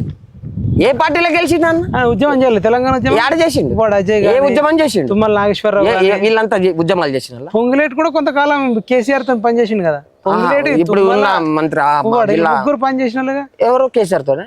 వాళ్ళు దేనికోసం వచ్చారు? వాళ్ళ ఆర్థిక రాజకీయ ప్రయోజనాలు కాపాడుకోవడం కోసం వచ్చారు. కానీ చెప్పమంటున్నా, నేను చెప్పడం కాదు, నువ్వు వేరే ఎవరన్నా ఈ ఇంటర్వ్యూ చూసే మన ప్రేక్షకుల్ని, నేను చేసిన వాళ్ళ పావులా వంతు ఒక నువ్వు తెలిసిందనుకంటే వాళ్ళే ఎక్కువ మంది తెలుసు కదా. ఇలా అదే అన్న, వాళ్ళు ఏ గూసర వెళ్ళి రంగులు మార్చినట్టు మార్చే వాళ్ళు తెలుస్తారా? నిఖార్సుగా నిజాయితీగా ఉన్న వాళ్ళు తెలుస్తారా అంటున్నా నేను. వాళ్ళ ఆర్థిక రాజకీయ ప్రయోజనాలు కాపాడడం కోసం ఏ పార్టీ వస్తే ఆ పార్టీ. జగన్ ఉన్నప్పుడు జగన్కి వెళ్ళి ఉన్నాడు శ్రీనివాస్ రెడ్డి, అజయ్ అంతే ఉన్నారు. మళ్ళీ తర్వాత కాంగ్రెస్ ఉంటే కాంగ్రెస్ ఉన్నారు, బీఆర్ఎస్ ఉంటే బీఆర్ఎస్ ఉన్నారు, మళ్ళీ ఇప్పుడు కాంగ్రెస్ ఉంటే కాంగ్రెస్కి వస్తారు. వాళ్ళు మారని ఏ పార్టీ చెప్పండి. Right, final. ఇప్పుడు రేవంత్ రెడ్డి మంత్రివర్గ విస్తరణ చేస్తూ ఉంటుండు, ఇంకొక కొన్ని 2-3 ఖాళీలు ఉన్నాయంటారు. ఇప్పుడు ఉన్న మంత్రివర్గంలో ఎవరికి ఇస్తే బాగుంటుంది? ఇప్పుడు ఉన్న వాళ్ళు కూడా ఉద్యమకారులు లేదన్నా. అసలు నువ్వు రేవంత్ రెడ్డి ప్రభుత్వాన్ని ఇంకా నువ్వు చాలా తక్కువ ఇస్తున్నావు. రాజగోపాల్ రెడ్డి పార్లమెంట్ లో బాగా కొట్లాడిన వ్యక్తి. రాజగోపాల్ రెడ్డి కంటే మనం గొప్ప వాళ్ళమా? ఆర్థికంగా నీకు పార్టీలకు అతీతంగా ఈ నమస్తే తెలంగాణ పేపర్ పెడతా అంటే 5 కోట్ల రూపాయలు పార్టీలకు అయితే చందా ఇచ్చినోడు, ఉద్యమాన్ని ముందుండి నడిపినోడు, ఉమ్మడి ఖమ్మం జిల్లా ఉమ్మడి నల్గొండ జిల్లా టైగర్ అంటారు ఇప్పటికి కూడా. ఆర్థికంగా ఎన్నో పేద కుటుంబాలు ఆదుకున్నాడు. నేను ప్రత్యక్షంగా చూసిన.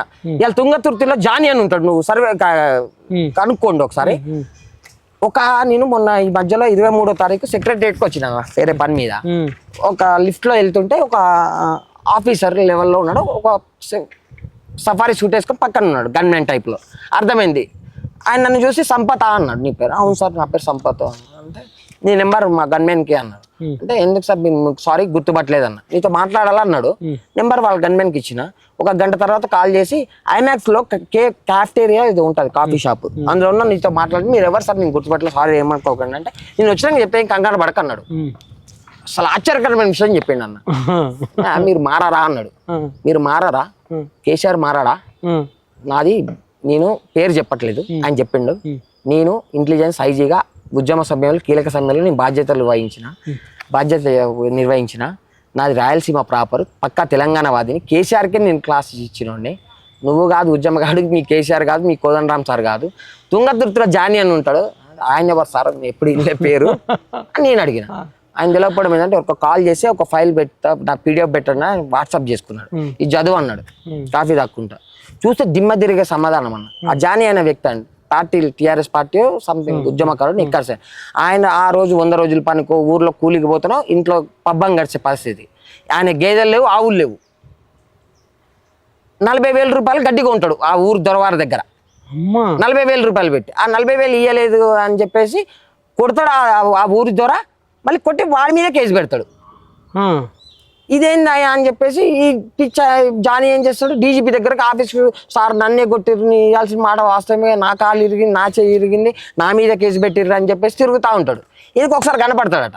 ఏందా మొన్న కనపడేదని అడిగితే సార్ ఇది పరిస్థితి, మరి నీకు గేదెలు లేవు ఆవులు లేవు నీకేం చేసుకున్న గడ్డి అంటే, సార్ ఈ 3 సంవత్సరాలు తెలంగాణ ఉద్యమానికి సమైక్య రాష్ట్ర ప్రభుత్వం గడ్డి దిష్టి బొమ్మలు రకాలు పెట్టడానికి కొన్న గడ్డి సార్ 40,000.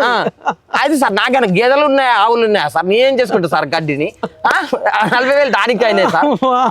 ఉద్యమకారుడు మీరు ఎట్లా ఉద్యమాలయా, నువ్వేమో మీ తల్లిదండ్రులు చీట్ చేసి కమ్మలు చదువుకుంటున్నా నువ్వు ఉద్యమాలు చేసినావు.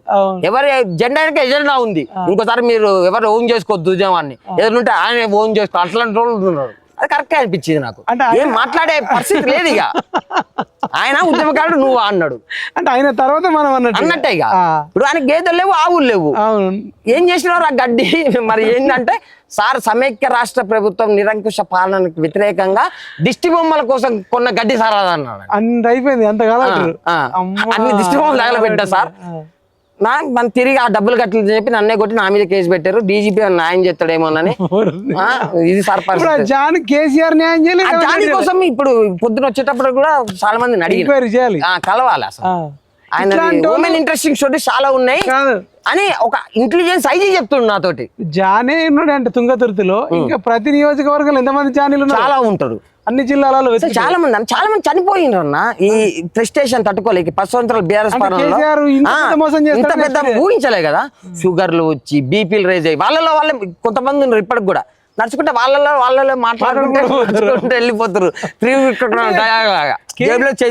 దేవుడి కంటే ఎక్కువ కేసీఆర్ నమ్మారు కదా, చాలా బాగా నమ్మారు. కానీ మనకు చూసుకుంటాడు అందరికి చూసుకుంటాడు అనుకున్నారు. కానీ అది పోయి వీళ్ళు ఏం చేస్తారు, కేసీఆర్ కట్టిన సెక్రటరీలో కూర్చొని ఉద్యోగాలను గుర్తిస్తారు అంటే, కేసీఆర్ కట్టిన అమర జ్యోతిలో కూర్చొని ఉద్యోగాలు రాండి ఈ కాగితాలు పట్టుకొని రాండి అంటే ఏం చేస్తారు ఈ కాగితాలు.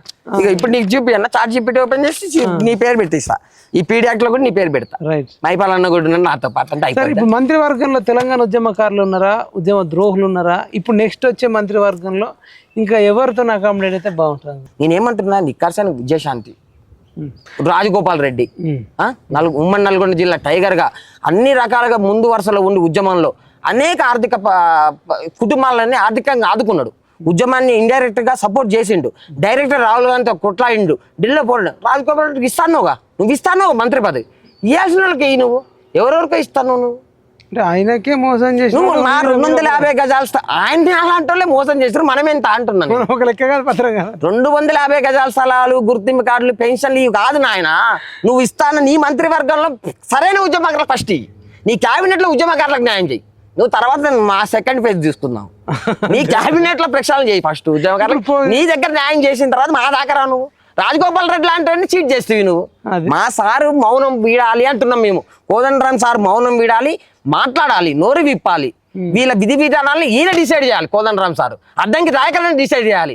కేశవరావు ఎవరు డిసైడ్ చేయడానికి, శోభా నాగిరెడ్డి ఎవరు, వీళ్ళెవరు విధి విధానాలు రూపొందించడానికి? మరి నీకు వచ్చినంత ఫైర్ మీ గురువు గారు మరి వస్తుంది. ఇప్పటికి ఈ కమిటీ ఏర్పడ్డ కాడ నుంచి 15 సార్లు వ్యక్తిగతంగా కలిసిన, 15 సార్లు గంటలు మాట్లాడినా సార్ ఇట్లుంటది అన్ని చెప్పిన. DCRB డేటా ప్రామాణికంగా తీసుకోండి, district crime record bureau data దగ్గర పక్కా ఉంటది. మీరు నకిలీ ఉద్యమకారులని ఏరేసే ప్రయత్నంలోనే కాలం మొత్తం గడిచిపోద్ది. న్యాయం చేయలేరు, న్యాయం చేయకపోతే మళ్ళీ బీఆర్ఎస్ పార్టీ గదే పడుతుంది మీకు, కాంగ్రెస్ ప్రభుత్వానికి మళ్ళీ మీరే కారకులు అవుతారు. ఎందుకంటే కమిటీ చైర్మన్ మెంబర్గా ఉన్నారు. మరి నువ్వేం చేసినావు అంటారు. ఉద్యమకారులకు ఆయన న్యాయం చేయలేదే కదా బీఆర్ఎస్ ప్రభుత్వాన్ని బోధపెట్టింది. కోదండరామ్ సార్ అంటే మీకు చాలా గౌరవం ఉన్నట్టు. చాలా. కానీ మరి కోదండరామ్ సార్ ఉద్యమకారుల గురించి మౌనం వీడాలని మీరు అంటారు. కానీ తెలంగాణ వాళ్ళ పార్టీ ఉంది కదా జనసమితి, దాంట్లో ఒక టాప్ 10 మంది తిరిగేటోళ్ళు యాక్టివ్ ఉన్నారు కదా. అంటే అన్న టాప్ 10 నేనేమంటున్నా అంటే సార్ జనసమితి కంటే ముందు నువ్వు వేరే చేసుకోవాల్సిందే. వాళ్ళు కూడా ఉద్యమకారులు. ఒక్క నిమిషం, సార్ పార్టీలు ఉన్న వాళ్ళు కూడా తెలంగాణ ఉద్యమకారులే. అందులో ఒక 10 మంది అయితే ఇప్పుడు ఇప్పటికీ ఆయన ఎంబటిన ఉన్న వాళ్ళు ఉన్నారు. వాళ్ళకి న్యాయం జరగలేదని వాళ్ళు ఫ్రస్ట్రేట్ అయ్యి ఏడుస్తున్నట్టు నాకు డిఫరెంట్. అది ఎప్పుడు న్యాయం జరుగుతుంది అన్న. 12 ఏళ్ళైన తెలంగాణ వచ్చి కేసీఆర్ హయాంలో న్యాయం చేయలేకపోయిండు, ఈయన న్యాయం చేయలేదు. రేవంత్ రెడ్డి చేత కూడా న్యాయం చేపిస్తలేడు. ఆయన సొంతంగా ఆయనకు ఎప్పుడు ఎన్నంటే ఎంబడ తిరిగేట అందుకు నువ్వు కూడా శిష్యుడివే కదా. నేనేమంటున్నా అంటే సారు మౌనం వీడితే Janasamithi second, first Telangana JAC political JAC chairman ఎవరు? కోదండరామ్ గారు. ఫస్ట్ జేఏసీలో సార్కి వెన్నంటి ఉన్నది ఎవరు సార్కి తెలుసు కదా. అవును సెకండ్ నేనేమంటున్నా, ఆ రోజు ముందుండి జేఏసీలో ముందు వరుస మానవహారము సాగరారం అన్న ఇవాళ అంటారు, ఎవరెవరో క్రెడిట్ ఖాతాలు వేసుకుంటుండ్రు. సాగరారంలో మిలియన్ మార్చుల సరే ట్యాంక్ బండ్ విగ్రహాలు అంటే ఈజీగా కూలిపోతాయా? ఒక ప్రణాళిక ఒక పద్ధతి రూపొందించాలి కదా. నీకు అక్కడ ఆ విగ్రహము కరెక్ట్గా అక్కడ పైపు ఉంటుంది, ఎవరు చెప్తారు? అక్కడే పైపు ఉంటుంది, ఆ పైపు తీసుకొని ఆ విగ్రహానికి అక్కడే కరెక్ట్గా టైట్ చేయాలి. అట్లా గుంజితేనే విగ్రహం పడుతుంది. దీని అంతా ఒక స్కెచ్ ఉంటుందా? ఉండదా? ఉంటుంది. అయిపోద్దా? ఈజీగా అయిపోద్దా? ఎన్నింటికి వస్తాడు కేసీఆర్? 5:30కి వస్తాడు సాయంత్రం. అంటే సక్సెస్. కూడా ఒక్క విగ్రహం పగలగొట్టలేదు. విగ్రహాలు దానికి ఒక 3 రోజుల ప్రణాళిక, దానికి ఒక పకడ్బందీ స్కెచ్, దానికి ఒక సినిమా తీసినట్టు తీయాల్సి వచ్చింది. మీరు తారణాకాలలో ప్రైవేట్ స్కూళ్ళలో దాక్కొని ఒక పెట్టి అసలు ఆర్టిస్ట్ కార్డ్స్ కరెక్ట్ బ్యాక్ పెడితే నువ్వు ట్యాంక్ బండ్ పోతావా? అట్లా లక్కీ కప్పులో పెడితే ట్యాంక్ బండ్ ఎక్కుతావా? అన్నిటిని ప్రతి ఒక్కటి కూడా చెప్పుకుంటాను. ఎందుకంటున్నా అంటే సంపదన్న సపోర్ట్ చేసిర్రా, నా పోలీస్ వ్యవస్థ సపోర్ట్ చేసింది, పోలీసు వాళ్ళని కూడా నిర్లక్ష్యం చేస్తుంది. ఉదాహరణ ఖమ్మం జిల్లా చెప్తున్నా, నీకు తెలంగాణ అమరనాథ త్యాగ ఫలం, కేసీఆర్ దీక్ష ఫలం అంటున్నారు.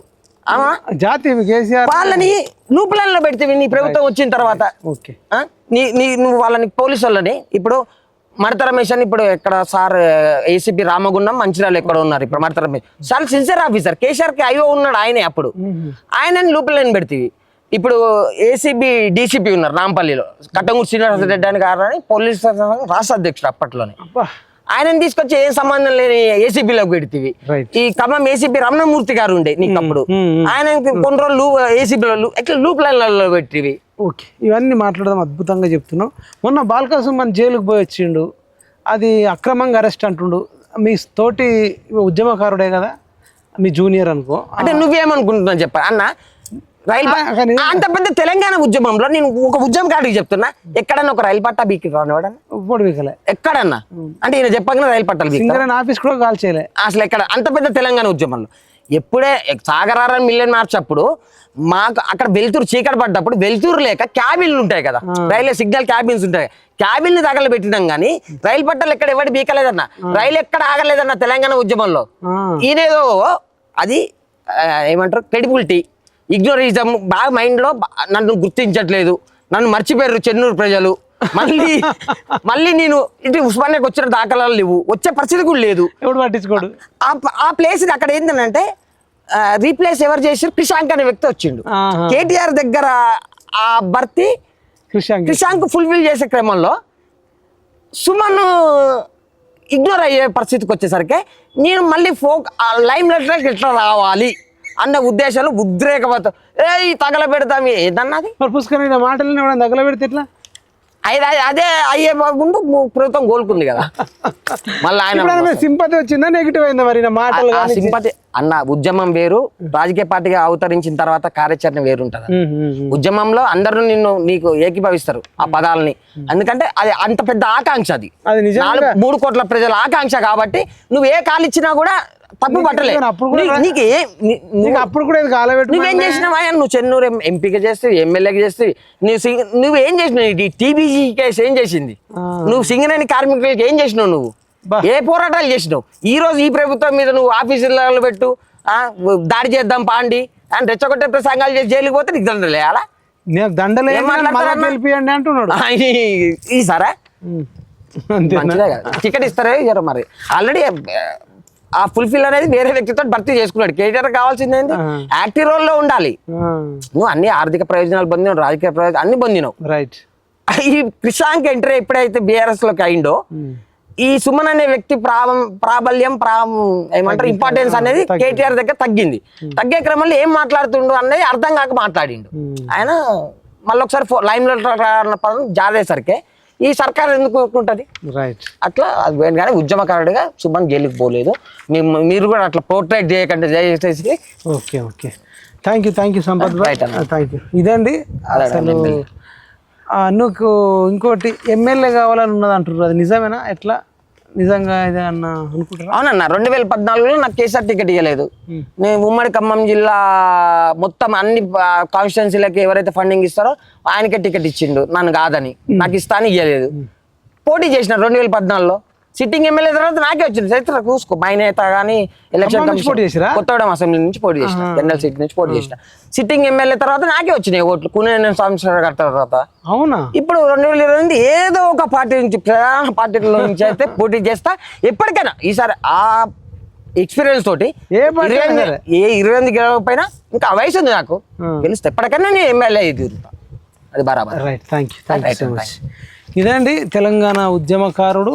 అసలు ఈయన స్టోరే షాకింగ్ ఉంది. అంత చిన్న వయసులో కేసీఆర్తో పాటు జైలు జీవితం గడిపి పీడీపీపీ యాక్ట్లు పెట్టుకుని గ్యాంగ్స్టర్ కేసులు పెట్టుకున్నాడు. అంటే ఇంకొకైనా తుంగతుర్తుల జాన్ అని 40,000 గడ్డి కొని ఆ గడ్డి అప్పటి ఉమ్మడి ఆంధ్రప్రదేశ్లో ఉన్న నాయకుల విధానాలకు వ్యతిరేకంగా దిష్టి బొమ్మలు గహలబెట్టడానికట. ఇది ఇట్లాంటి చరిత్రలు ఎన్నున్నాయో. కొందరు పిచ్చోళ్ళు అయిపోయారట, కొందరు హార్ట్ స్ట్రోక్ వచ్చి చచ్చిపోయారట, కొందరు లివర్ ఖరాబ్ అయ్యి, కొందరు కిడ్నీలు ఖరాబ్ అయ్యి, కొందరు బ్రెయిన్ ఖరాబ్ అయ్యి, కొన్ని వేల మంది తెలంగాణ ఉద్యమంలో నష్టపోయిన వాళ్ళు ఉన్నారు. అసలు ప్రపంచ చరిత్రలో ఒక రాష్ట్రం కోసం ఇంత నష్టపోయినటువంటి రాష్ట్రం లేదు, ఇంత నష్టపోయినటువంటి ఉద్యమకారులు లేరు. కొన్ని లక్షల మంది జీవితాలు తెలంగాణ ఉద్యమం చేయడం వల్ల, అది కేసీఆర్ ఉద్యమ నాయకంలో చేయడం వల్ల చాలా నష్టపోయారు. మరి ఇప్పటికైనా కేసీఆర్ కొన్ని వేల కోట్లు మరి బీఆర్ఎస్ పార్టీలో ఉన్నాయి. ఇప్పటికైనా నికార్స్ ఇప్పుడు ఆ జాన్ లాంటి తుంగతుర్తిలో దిష్టి బొమ్మలు కలబెట్టడానికి 40,000 రూపాయలు అట్లాంటి వాళ్ళు కానీ, లేదంటే ఇప్పుడు ఖమ్మంలో అతి చిన్న వయసులో 23-24 ఏళ్ళ వయసులోనే జైలు జీవితాలు గడిపి తన యవ్వనాన్ని మొత్తం త్యాగం చేసినటువంటి సంపదన్న లాంటి వాళ్ళకి కానీ, ఇట్లాంటి వాళ్ళు ఆల్రెడీ కేసులు ఉన్నాయి, వీళ్ళు అడిగితే చెప్తారు. ఉటావుటిన యుద్ధ ప్రాతిపదికన ఇట్లాంటి వాళ్ళకు మరి ఏమన్నా సపోర్ట్ చేసి మిగతాది ఆన్లైనా గీన్లైనా ఆఫ్లైనా అది తర్వాత చూసుకోవాలి. కంటి ముందు కనబడుతున్న వాళ్ళు చచ్చిపోతున్నా, ఆరిపోతున్నా, కరిగిపోతున్నా, నష్టపోతున్నా, ఇంకా లెక్కలేసుకుంటా 2.5 ఏళ్ళు రేవంత్ రెడ్డి కాలయాపన చేస్తుందంటే ఇంతకంటే నీచత్వం, ఇంతకంటే దుర్మార్గం ఏం లేదు. కోమటిరెడ్డి రాజగోపాల్ రెడ్డి గారు తెలంగాణ ఉద్యమకారుడు. లోక్సభలో సోనియా గాంధీ గారిని అడిగి ఒప్పించి తెలంగాణ ఆవశ్యకత చెప్పిన వ్యక్తి, తెలంగాణ ఉద్యమకారులకు సహాయం చేసిన వ్యక్తి. అట్లాంటి వ్యక్తికే తెలంగాణ బిల్లులో ఓటేసిన వ్యక్తి, తెలంగాణ ఉద్యమం కోసం కొన్ని 100 కోట్లు ఖర్చు చేసిన వ్యక్తి, నమస్తే తెలంగాణకు 5 కోట్లు పెట్టిన ఇట్లాంటి వ్యక్తినే రేవంత్ రెడ్డి కాలయాపన చేసి మోసం చేస్తుండు 2.5 ఏళ్ళ నుంచి. రేపు ఈ కేకే కమిటీ ద్వారా కూడా తెలంగాణ ఉద్యమకారులను మోసం చేయడమే. రాజగోపాల్ రెడ్డి లాంటి అంత పేరున్న వ్యక్తి, అంత పలుకుబడి ఉన్న వ్యక్తి, అంత డబ్బున్న వ్యక్తి, మరి అంత ఇన్ఫ్లుయెన్స్ చేయగలిగే వ్యక్తినే రేవంత్ రెడ్డి మోసం చేస్తుండంటే ఇంకా తెలంగాణ ఉద్యమకారులు పేదవాళ్ళను మోసం చేయడం రేవంత్ రెడ్డికి ఒక పెద్ద లెక్క కాదని చెప్పేసి సంపత్ చెప్తున్నాడు. నిజంగా రేవంత్ రెడ్డి కుట్రలన్నీ బయటపడుతున్నాయి. ఈ వీడియో, ఈ ఇంటర్వ్యూ ఎక్కువ మందికి షేర్ చేయండి. రేవంత్ రెడ్డి యొక్క దుర్మార్గం ఆలోచనలన్నింటినీ కూడా ప్రజలందరికీ తెలియజేయాలని కోరుకుంటూ జై జవాన్, జై కిసాన్, జై హింద్.